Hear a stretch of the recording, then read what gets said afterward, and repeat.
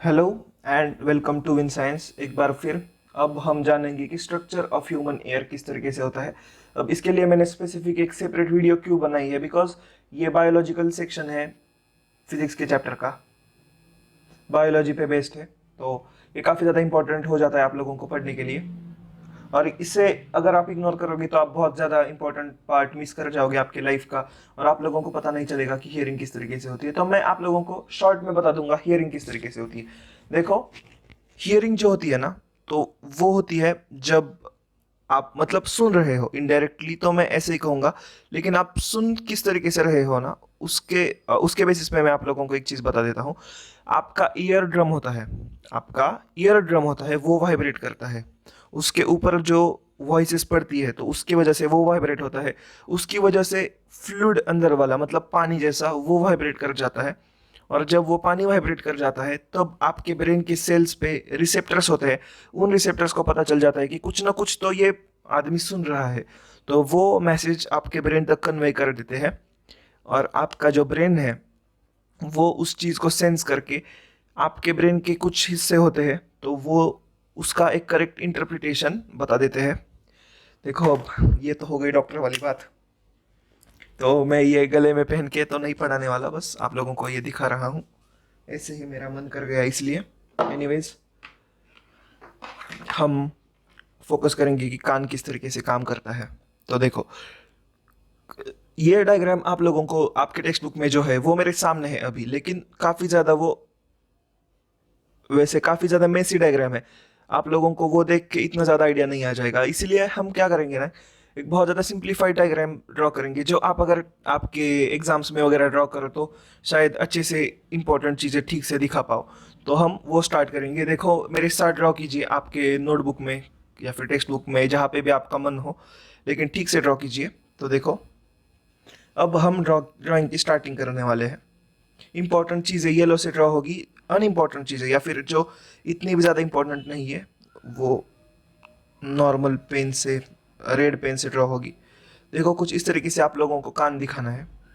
कान के अंदर जो है ऐसे आ जाता है एक, क्या आ जाता है, एक ऑडिटरी कैनल आ जाता है। मतलब एक ऐसा होल या फिर पाइप की तरह एक चीज़ आ जाती है।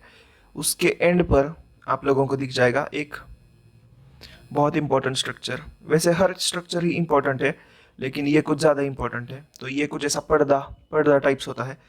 और पर्दा टाइप्स के बाद यहाँ पर ऊपर की तरफ कुछ इस तरीके से, नीचे की तरफ कुछ इस तरीके से एक चेम्बर बना रहता है।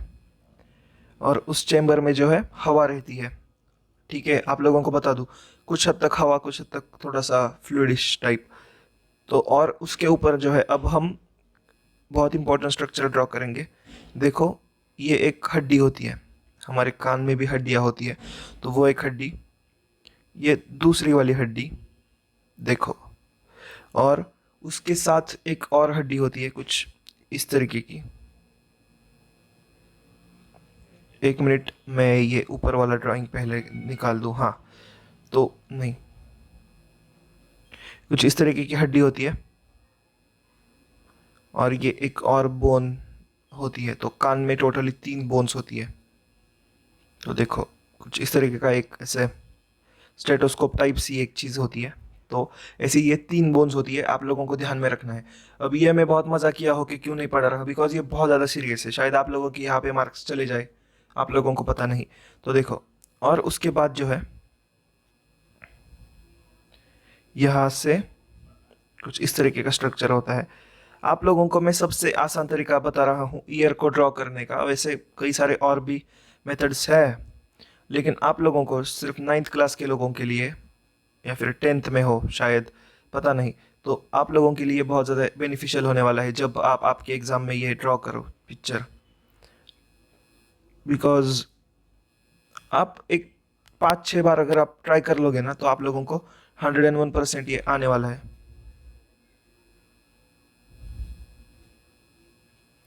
ये हो गया आपका कान का वो ऊपर वाले जो 3 होते हैं अंदर वाले कान के, तो वो चीज़ें। अब आप लोगों को ऐसा लगेगा कि सर ये सब तो मेरे कान में नहीं दिखता, तो क्या मेरे कान में कोई फॉल्ट है? नहीं, ये अंदर की चीज़ें हैं और ये बहुत छोटी भी होती है। शायद आपको ऐसी दिखे भी ना, कभी भी नहीं दिखेगी वैसे। तो देखो कुछ इस तरीके के होंगी चीज़ें। और उसके बाद ये एक बहुत इंपॉर्टेंट चीज़ है जो आप लोग मिस कर जाओगे, लेकिन ये आपको मिस ही नहीं करनी। तो अब हम क्या करेंगे, इसकी नेमिंग करेंगे। नेमिंग से पहले मैं बता दूं कौन कौन से चेम्बर्स है। देखो यहाँ से लेकर यहाँ से लेकर यहाँ तक, मतलब ईयर ड्रम तक आ जाता है आउटर ईयर। उसके बाद उस ईयर ड्रम के बाद एक चेम्बर तक, उसके वो ये वाले चेम्बर तक आ जाता है आप लोगों का मिडल ईयर। तो ये पूरा का पूरा चेम्बर उसमें आ जाएगा। तो ये आ गया मिडल ईयर। और उसके बाद से एंडिंग तक ये आ जाएगा आपका इनर ईयर। इसका नेमिंग मैं पूरा की पूरा व्हाइट कलर से करना चाहूँगा। अब ये व्हाइट क्यों कर रहा हूँ, because naming is eight the end of the day बहुत ही ज़्यादा इंपॉर्टेंट चीज़। और रुक जाओ, ये कुछ अलग ही ओपन कर लिया मैंने। ओके, हो रहा है रिकॉर्डिंग। तो सबसे पहले बाहर के ईयर का, अब मैं क्या करूँगा, अब नेमिंग भी करूँगा और फंक्शन भी बताऊँगा। अब ये हो जाता है पिना। पिना मतलब आउटर ईयर, बाहर वाला कान, जो मेरा यहाँ पे आप लोग देख सकते हो बड़ा वाला, हाँ। तो ये कान होता है। अब इसका क्या यूज होता है, देखो कान का जो है शेप ऐसा होता है ना कि यहाँ वहां से आने वाली चीजें अंदर की तरफ डायरेक्ट की जाए। तो यहाँ पे आने वाली चीज अंदर जाएगी, यहाँ पे आने वाली चीज अंदर जाएगी। तो कुछ इस तरीके का फंक्शन होता है कान का। तो कान अपना वो फंक्शन कर लेता है। उसके बाद ये ऑडिटरी कैनल, यहाँ पे वैक्स वाली ग्लैंड्स भी होती है और यहाँ से अंदर चैनलाइज होता है साउंड। ये होता है क्या, टिम्फैनम कहते हैं इसको, या फिर टिम्फैनिक मेम्ब्रेन।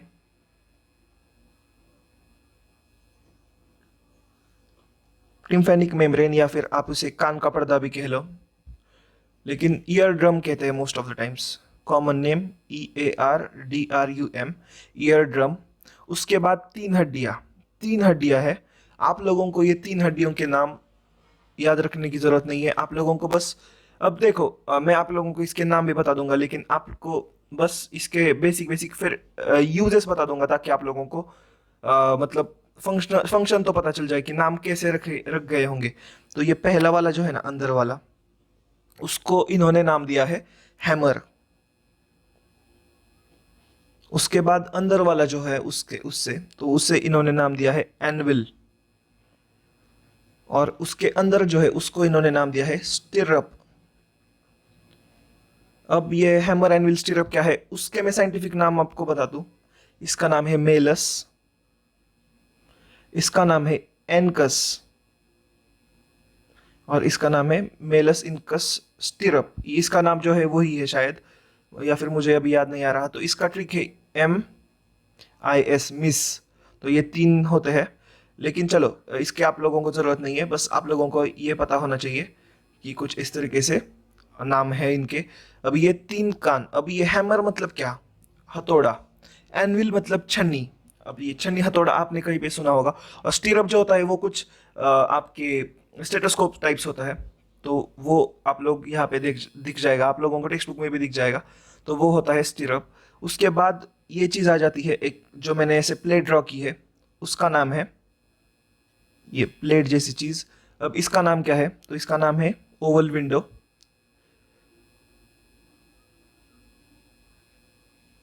ओवल विंडो मतलब क्या, कि ओवल शेप की एक विंडो है। उसके बाद इसका नाम आप लोगों को याद रखना है कॉकलिया। कॉकलिया क्या चीज़ है, कॉकलिया मेन चीज़ है जहाँ पे आप लोगों का ऑडियो जो है प्रोसेस होता है। मतलब आप लोगों को एक्चुअल वाइब्रेशंस जो होती है ना, तो वो आप लोगों को यहाँ पे बहुत ज़्यादा फाइन ट्यून होती है, और आप लोगों को पूरा का पूरा क्लियर हियरिंग यहाँ से आना शुरू हो जाता है। कॉकलिया के बाद आप लोगों को जो जानना है वो है ऑडिटरी नर्व। अब देखो नर्व मतलब क्या होता है ना, जो भी चीज ब्रेन से कनेक्टेड हो उसे नर्व कहते हैं, नस। तो ये होती है आपकी ऑडिटरी नर्व।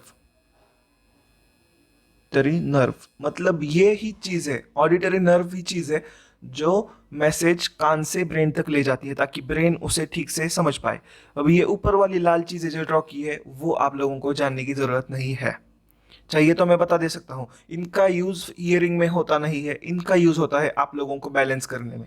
अगर ये नहीं होते तो आप लोग ऐसे कर रहे होते, लेकिन ये चीज़ है जो आप लोगों को स्टेडी रखती है। तो कुछ इस तरीके से है। अगर आपको चक्कर आ रहा है तो ये चीज़ मूव हो रहा होता है, वैसे इसकी कोई ज़रूरत नहीं है, तो ये आप लोगों को जानना नहीं है। अब हर किसी का एक एक फंक्शन है, वो मैं बताता चलूंगा फिर से एक बार। पिन्ना आउटर ईयर होता है, ये ईयर को कुछ हद तक प्रोटेक्ट भी करता है, ये कार्टिलेज से बना होता है और ये आपके वॉइस को अंदर की तरफ चैनल करने में हेल्प करता है। ऑडिटरी कैनल होता है। ऑडिटरी कैनल का यूज़ किस किस लिए है, तो ऑडिटरी कैनल जो है वो आप लोगों को सुनने में, मतलब वॉइस को अंदर की तरफ ले जाने में मदद करता है। उसके ऊपर वैक्सी कवरिंग भी होती है। उसके बाद आ जाता है टिम्फेनिक मेम्ब्रेन, या फिर उसे हम प्यार से ईयर ड्रम कहते हैं। वो सबसे पहले वाइब्रेशंस लेता है। उसके बाद ये तीन हड्डी आ जाती है, हैमर, एनविल और स्टिरअप। हैमर, एनविल और स्टिरअप जो होता है उनका यूज होता है कि वाइब्रेशंस को मतलब वाइब्रेशन को मूवमेंट करा सके और फिर एक फाइन ट्यूनिंग दे सके और फिर इस ओवल विंडो तक लाया जाए। उसके बाद कॉकलिया के अंदर पानी होता है, समझ लो आप, फ्लूइड होता है। तो वो फ्लूइड वाइब्रेट करने लग जाता है इन हड्डियों की वजह से। हड्डियाँ ऐसे ऐसे ऐसे मूव कराती है और उसी वजह से ये फ्लूइड भी मूव करता है इसके अंदर का।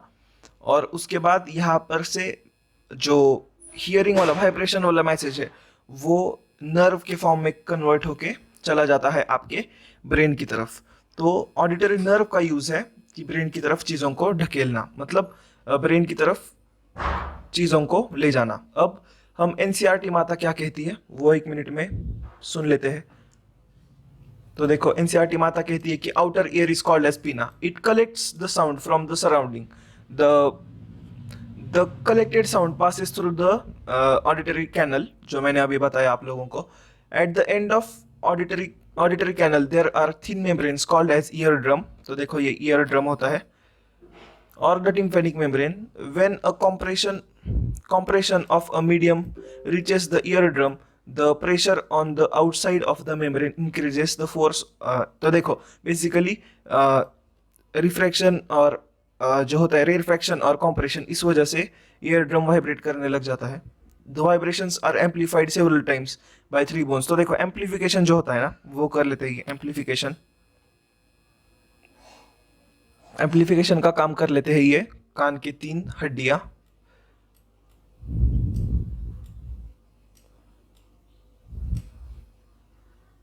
उसके बाद the middle ear transmits the amplified pressure variation received from the sound wave in the inner ear. तो ये इनर ईयर की तरफ ये एम्पलीफाइड वाइब्रेशंस को भेज देते हैं।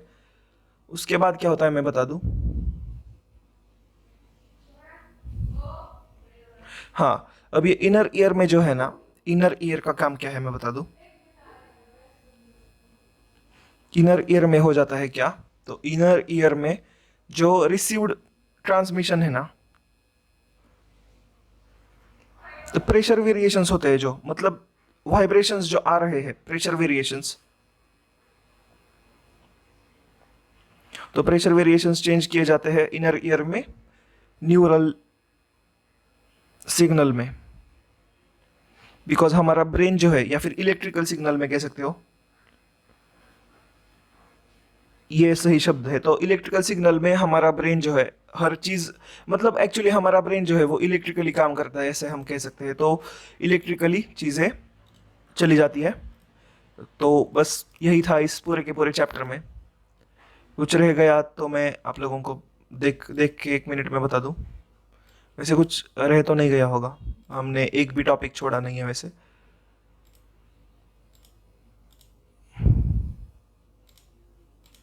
ओके, तो वैसे कुछ रहा नहीं है।